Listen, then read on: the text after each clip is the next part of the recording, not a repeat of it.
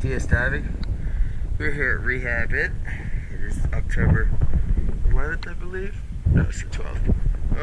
We're here at Lighthouse Marina. I'm gonna do a quick after cleaning video. I don't have 1 3/8 shaft sinks with me. So next visit they will be required. There's 2 on each shaft. I recommend at least 1 being replaced on each shaft. It just fell off. That's cleaning. It's here on the shed platform.